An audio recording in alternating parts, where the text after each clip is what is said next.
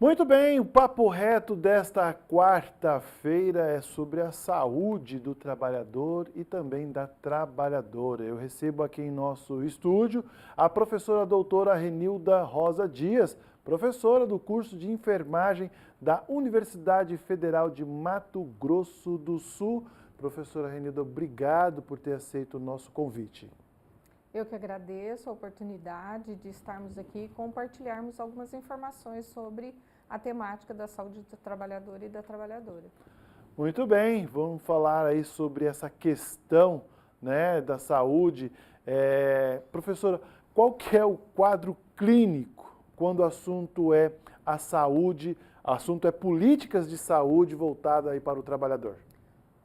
Olha, nós passamos pelo processo da Covid-19, tivemos algumas alterações nas leis trabalhistas e aí um avanço dos agravos à saúde relacionados a acidente de trânsito, outros agravos como homicídios, as questões da violência. Então tem um panorama aí não satisfatório relacionado à saúde do trabalhador e da trabalhadora. Pois é, justamente sobre esse panorama dessa relação empregado e empregador quando o assunto é a saúde. Sim, e aí a conferência, nós já tivemos 4 outras conferências nacionais de saúde, ela vem agora como uma temática do direito humano ao trabalho. Então nós teremos 3 eixos de discussões para debater, propor, deliberar propostas e linhas de ação para a saúde do trabalhador e da trabalhadora. Então, aqui teremos a segunda conferência municipal de saúde do trabalhador e da trabalhadora e teremos etapas estaduais e nacional. Então, há uma sequência das propostas e encaminhamentos para que essas propostas, ao serem deliberadas, se tornem lei. Ao chegar no nível nacional, elas são propostas para se tornarem leis. Nós temos alguns dados que falam de mais de 2 milhões de acidentes de trabalho e a maioria deles a grande porcentagem é a física, né? É claro que esse número, a gente queria uns dados do nosso município. A gente consegue traçar esses dados? Estima-se, né? Nós assim, temos muito subnotificações dos acidentes, que muitas vezes o acidente em si não são notificados, não são realizados a comunicação do acidente de trabalho, por diversas questões. E nós temos um número considerável, por exemplo, para atestados ou absenteísmo, atestado médico, para servidores, que nós fizemos um levantamento da saúde e do setor da educação, nós tivemos números consideráveis de absenteísmo acima de 15 dias, com quase 1.000 abstenções, né? Esses atestados são apresentados e aí vai se fazer o levantamento e muitas vezes esses 15 dias se tornam 2 meses, 3 meses.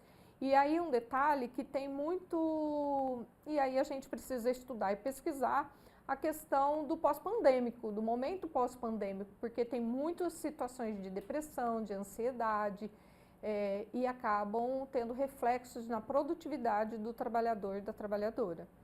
E esse quadro, quando chega, eu acredito que na linha de frente de uma UPA, de um consultório, o médico, o enfermeiro, ele consegue diagnosticar o impacto que isso tem para a empresa, para a economia?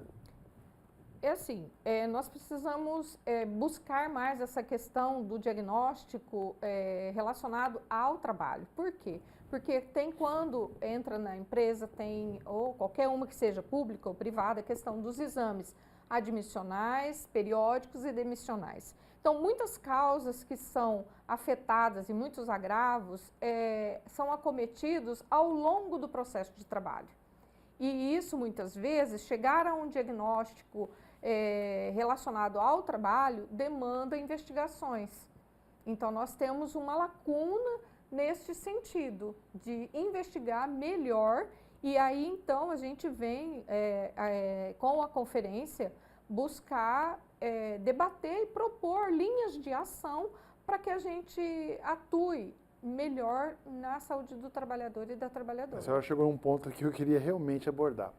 Quando uma pessoa está desempregada, ela passa pelo exame admissional. Muitas vezes, ela já está um longo período desempregado e acaba omitindo alguns problemas, né? Porque ela depende. E é essa lacuna que precisa ser investigada? Sim, até o esclarecimento do profissional, quer seja ele hoje, nós temos uma outra situação mais agravante, que é o trabalho informal. Então, muitas das situações, nós não temos dados para que a gente realmente trabalhe. Então, esse momento da conferência, ele vem, e aí vem o convite para a comunidade toda, para todas as pessoas participarem. Então, o Conselho Municipal de Saúde e a Secretaria Municipal de Saúde fazemos os convites para que vocês participem, todos os trabalhadores e trabalhadoras, quer sejam profissionais de saúde, usuários do SUS, gestores, trabalhadores informais, autônomos, que venham encontrar conosco para dialogar sobre essas questões. Nós teremos 2 pré-conferências no dia 1º de abril, será de 9 às 12 horas no Sindicato dos Servidores Públicos Municipais e dia 4 no Sintel, que é o Sindicato de Indústria e Trabalhadores, né? Isso. Do papel e celulose. E no dia 11 de Sim, abril é a conferência e será no plenarinho da Câmara Municipal, de 9 a 12 horas. Então, aqui está extenso o convite para que a gente venha compartilhar e melhorar a linha de trabalho com essas pessoas, né? Eu tive uma pesquisa, é claro, para a gente poder conversar, e alguns outros municípios também realizam essa conferência, e sempre em eixos, né? Aqui serão 3 eixos debatidos. O primeiro deles é a Política Nacional de Saúde. Realmente precisa ser mudado, o que precisa, na verdade?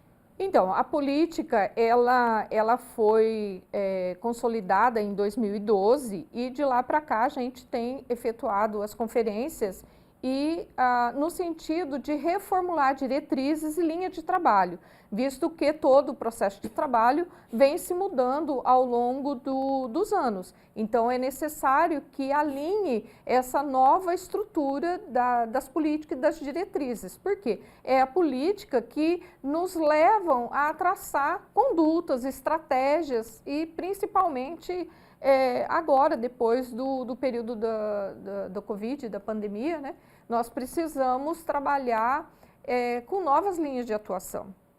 A senhora fala muito dessa questão do pós-pandêmico. Os traumas são imensos, a gente não precisa esconder, mas isso ainda está interferindo muito ainda na vida do trabalhador? Olha, ele interfere porque não tem uma análise pontual das situações que foram ocorrendo.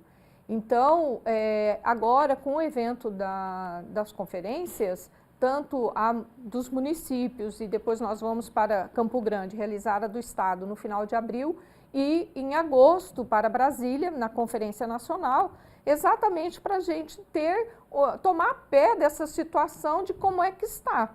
Né? Nós temos algumas estatísticas, alguns indicadores, mas eles não são tão efetivos para quando a gente não ouve em viva voz o trabalhador, quem que está ali suscetível, quem que está vulnerável a todo esse processo da pandemia. E ele se torna calado por questões de perder o emprego ou porque ele se sente... Muitas vezes tem essa questão do assédio, né, de estar tendo assédio no trabalho, a questão das implicações financeiras da perda ou que vai para um outro trabalho e vai ter uma incapacidade ou ele vai se tornar alvo que alguma patologia ele se omite para se resguardar e poder ter um contrato de trabalho. Então, são várias questões que a gente precisa realmente buscar e ouvir esse trabalhador e essa trabalhadora. A segunda Conferência Municipal da Saúde do Trabalhador acontece agora no mês que vem, né? Como a própria professora já disse, são 2, dia 1º. Dia 1º e dia 4. E aí a conferência mesmo é no dia 11. Sim. Quem puder participar, independe se no 1, no 4, interessante é que venham participar para que a gente dialogue, debate e levante propostas para seguir adiante, para melhorar essa condição dessa camada da população, que nós temos uma população ativa de mais de 41% da nossa população. Então, nós temos aí milhões e milhões de pessoas que estão na faixa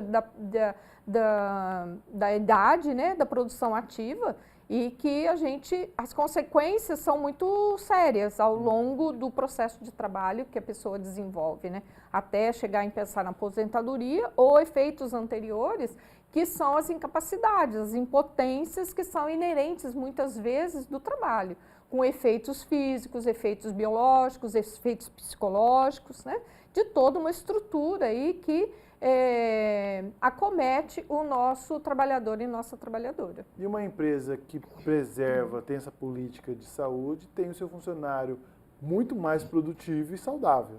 Ah, sim, com certeza. Tanto empresa pública quanto privada, ela necessita investir e motivar o trabalhador, porque ele estará satisfatório, trabalhando, com alegria, e a produção será, com certeza, garantida, com melhor resultado para a empresa e para o trabalhador. Nosso tempo é curto, professora Renilda, professora doutora do curso de enfermagem, mas é um assunto que precisa ser levantado, discutido, inclusive com a participação da população, não só da parte técnica, da parte acadêmica, mas o próprio povo precisa opinar, né, professora? Sim, com certeza. E ele é um momento fundamental para que a gente converse com a população. Tá certo.